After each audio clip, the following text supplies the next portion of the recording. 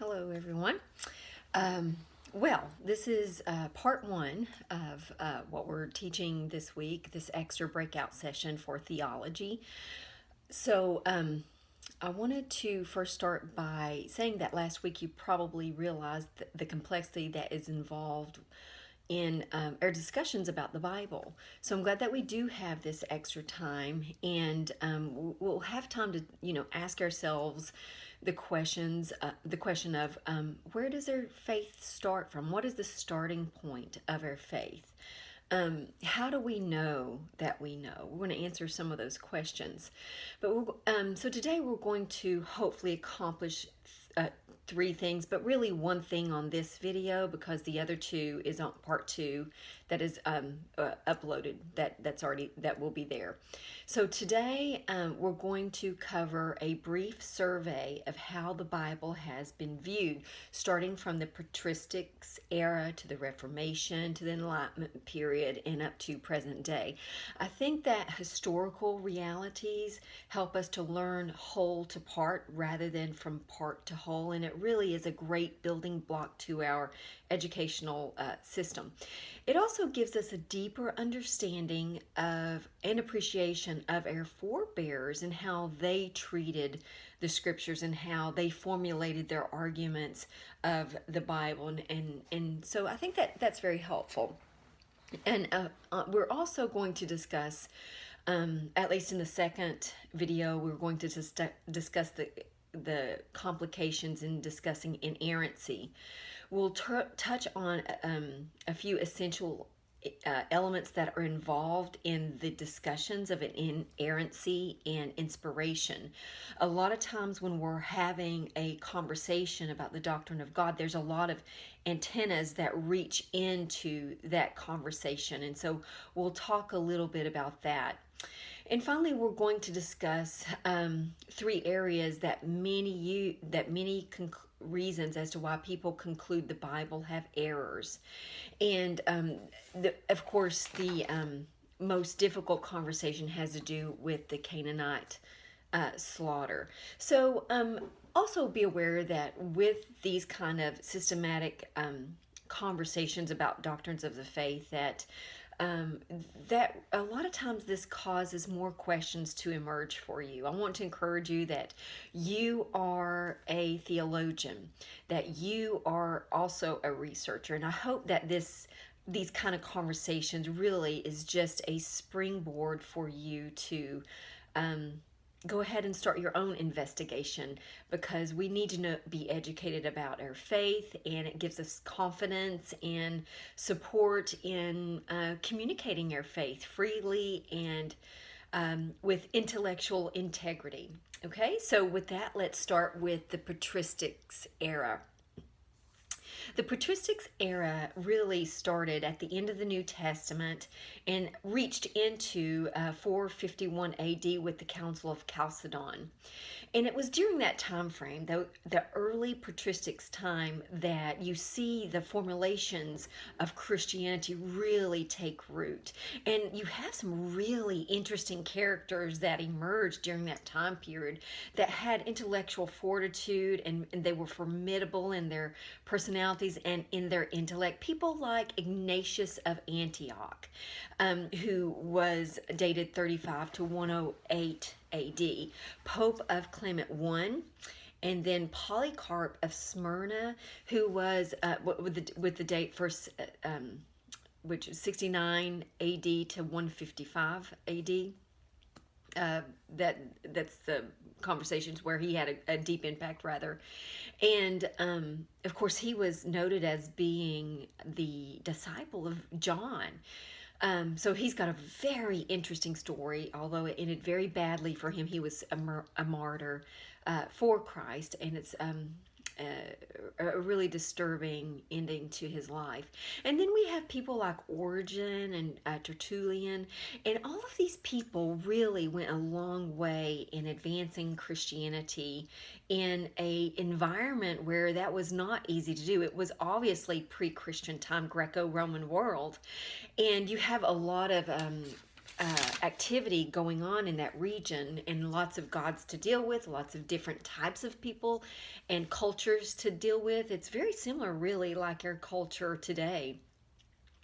And you have to realize that starting out of the gate for Christians, it was a very difficult conversations with scriptures on 2 points, which was first with the Jews, trying to wrestle with the scriptures and the Jewish conflict with how they interpret the scriptures, but also they had to deal with the literary cultural criticism of the Greco-Roman intellectuals, people like Celsus, for example.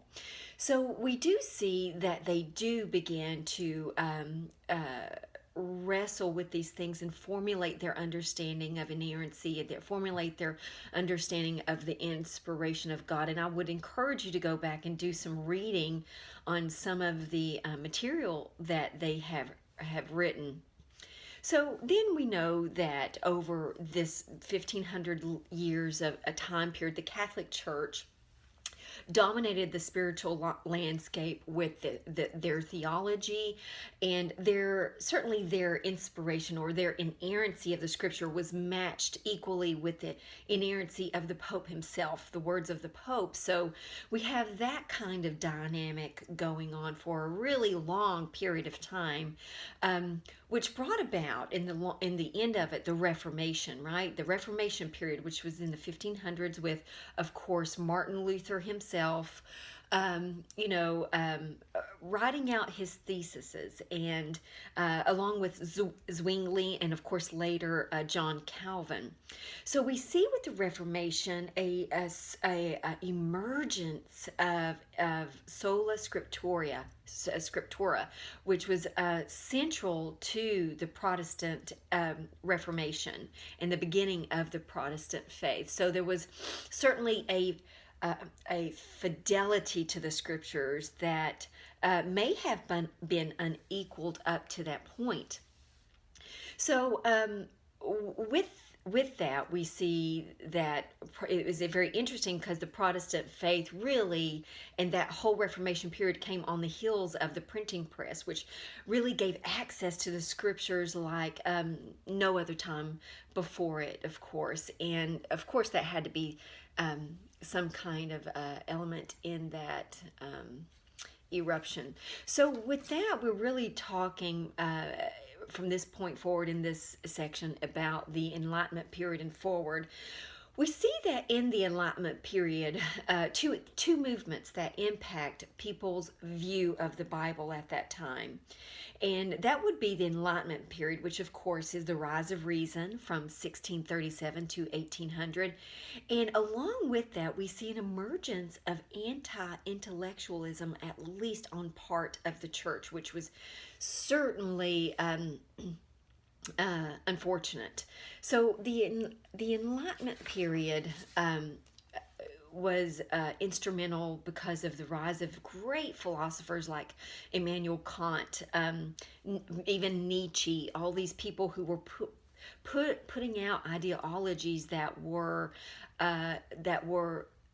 emanating from the Enlightenment period, which acknowledged that reason was the arbiter of truth. It really had to do with their five senses, and that's what you can gather knowledge upon. It really couldn't, at that point, from their perspective, it couldn't be an outside truth such as the Bible that dictated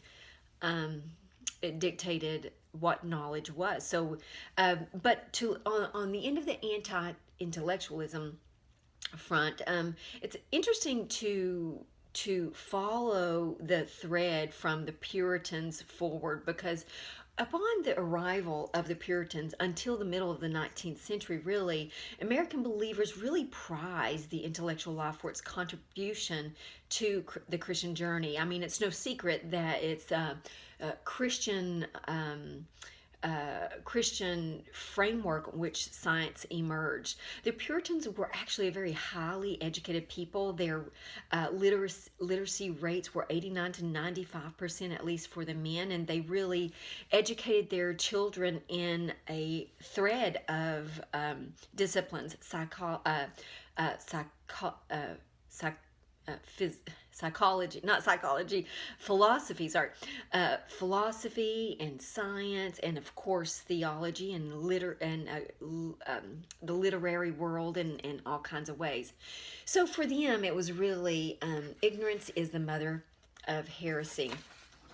So we see that a dramatic change during the middle of the 1800s with the Great Awakenings actually emerged. We see this happening. We know that wonderful things happened with the Great Awakenings.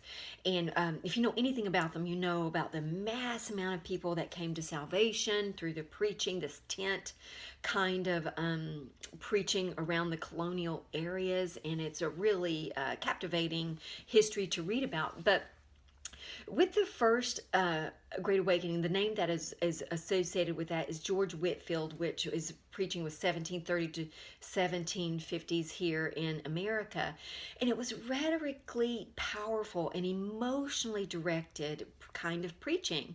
And of course, that was followed by the Second Awakening with Charles Finney and the Layman's Revival. And it was this type of preaching that emphasized immediate personal conversion to Christ instead of a studied period of reflection and conviction. So it was really an emotional and simple kind of delivery that really became very popular.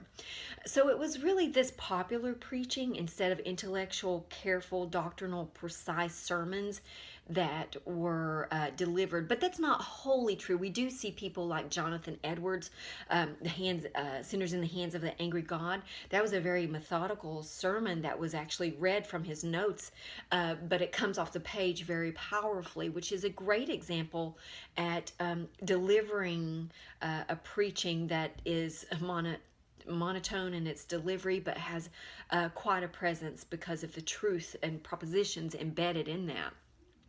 So we see that there's personal feelings and relationship to Christ was preferred instead of deep grasp of the nature of Christian teaching and ideas.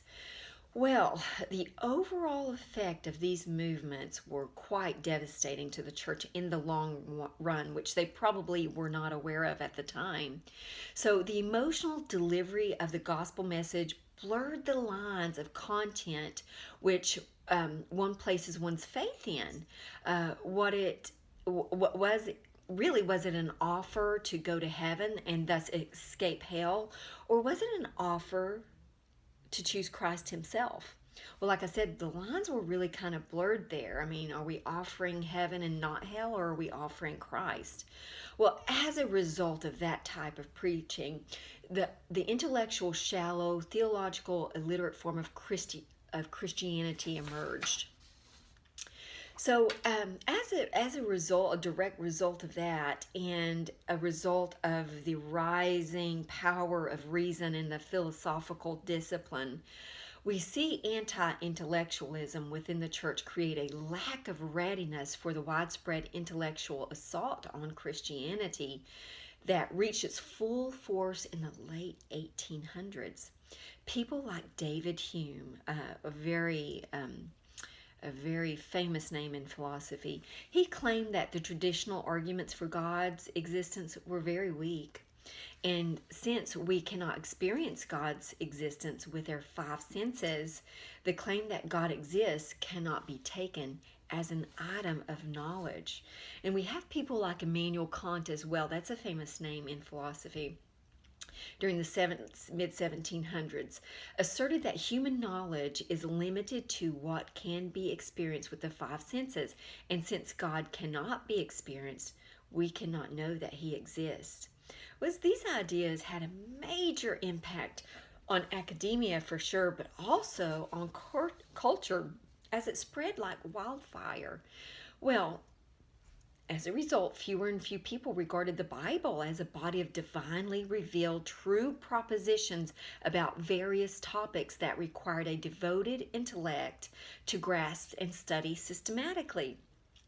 Instead, the Bible increasingly was sought solely for practical guide, for ethical guidance, and for spiritual growth. Well, suspicion of the Bible began to grow, especially with the addition of the German higher criticism of the Bible, which called the historical realities of the scriptures into question. Mosaic authorship of the Pentateuch was challenged, and the historical Jesus was launched as well. A note on the historical Jesus: it was a very lengthy time of research, over 100 years, where these theologians and philosophers, what they sought to do is to identify or find or the revealed Jesus Christ other and apart from the scriptures. And they did all kinds of things in that lengthy amount of time trying to find the Jesus of history. Well, early in the 1900s, we have a theologian that emerged, and he did some had a very important writing that showed that all of this research was almost for naught, because these people, in the end, they were, the way he put it, looking into the well of in that water and seeing their own reflection. They had actually developed their own God, really. And of course, that fractured into all kinds of confusing theologies and confusing way of judging the scriptures. For example, the Jesus seminars that came to be known in America, in the scholarly realm in America. So the Jesus seminars, before Jesus, they took Jesus through their framework. It wasn't anything like the Bible had portrayed Christ. So believers became suspicious of the importance of the historical study regarding the Bible. An increased emphasis was placed on the Holy Spirit in understanding the Bible, as opposed to serious historical and grammatical study. And so this was certainly problematic, at least for the church. So, around the turn of the 19th century, fundamentalists and evangelicals withdrew from the broader intellectual life. We have them withdrawing from philosophy, from science, from biology, and all these areas. And they started their own Bible institutes and in-house organizations and taught their own people. This withdrawal from the broader intellectual culture and public discourse contributed to the isolation of the church, the marginalization of Christian ideas from the public arena, and the shallowness and trivialization of Christian living and thought and activism. It was really a sad period of time for the Christian church. So really, in short, we could say that we became saltless within the public square, and secularism really erupted, and of course it continues to dominate. So, to be sure, secularism is primarily a view of knowledge. Epistemology is the word that we use when we're talking about knowledge, and that is the study or a theory of the nature and the grounds of knowledge, especially with reference to its limits in validity. So it's an epistemological struggle that people are having. We had, prior to the Enlightenment period, we had a biblical epistemology, and after the Enlightenment, we had reason that came into play.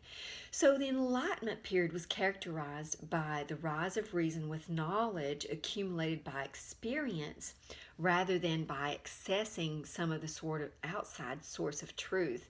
Like Immanuel Kant, a famous quote for him is, "Dare to know, have the courage to use your own reason." Well, during this time, we see a fracturing between the church and the universities in this, for really the first time, looking at it from the epistemological standpoint. It really goes into two spheres, the church and then the universities. Well, in the churches, what we were experiencing as a confessional context.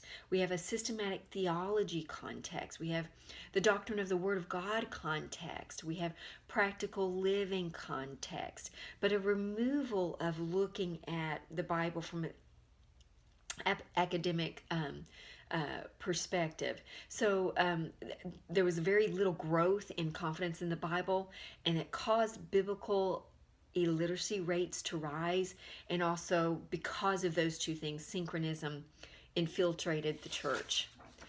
But on the other end of the spectrum, we have the universities, where we have the academic setting, which is non-confessional. Biblical criticism in various forms emerged, like textual criticism, form criticism. And then we have discussions of the genre, literary theories, and questions of oral transmission, which increase suspicion in the Bible. And also to note that generally philosophical approach has dominated academic discussions as well. So what we do have is philosophy dominating a theological discussion. So that is really problematic, of course, because if you well know, this is kind of an example of that is, at least in our present culture, that we have a lot of kids who are raised in the church and they go off to the universities to find the most educated people they had ever seen in some cases, these professors who have been formally trained in their domain, but these professors, or some of them maybe atheists or agnostic, they really go into a different lane that belongs to them. They are talking in lane of theology and biblical scholarship, but a lot of these kids don't realize that. So when these professors debate people like William Lane Craig, that's the kind of people they need to debate with, not the kids that are coming into the universities. So I do want to say a note about that, because I think to me it seems like there's the rise of the churches coming back into the public square, at least in some ways that we can detect at this point. And we're gaining, I think, intellectual ground in these areas. People like Alvin Plantinga, he's a Christian philosopher, and he's done a remarkable work in epistemology and in the existence of God. And of course, we have William Lane Craig, who are going into universities all over the world, into like Oxford and Yale and Princeton and all these places, and he's holding debates with the new atheists that are in this new atheist movement. And he's creating a wonderful stir and showing that we do have strong propositions in Christianity, and that the Bible does have some significant epistemology in it. And of course, people like N.T. Wright is attacking it from a historian point of view. He is a historian and also a biblical scholar, and we see that that his work in history is doing a great work. So it's really important to realize that these things are very significant in the conversation of the Bible. So in part 2, we will get into, which you will see, on the inerrancy and the problem passages that people have with those. So make sure you look at the second part to this video, which is in class, and also give some deep consideration to the last part when we're talking about the Canaanite slaughter, which is something that we have to discuss in our current involvement, current culture, and its involvement in moral discussions and ethical conversations, because the new atheist movement really camp out on things in the Old Testament that we find abhorrent, and of course the Canaanite slaughter would be in that category, and we need to know how to look at that and how to talk about that in a way that it will be helpful to people. And so I want to encourage you to continue your studies and to do your reading and be educated in your faith, and then you will grow in confidence, and it'll be very helpful in the future for you and for everybody else. So have a great day. Thanks for listening. Bye.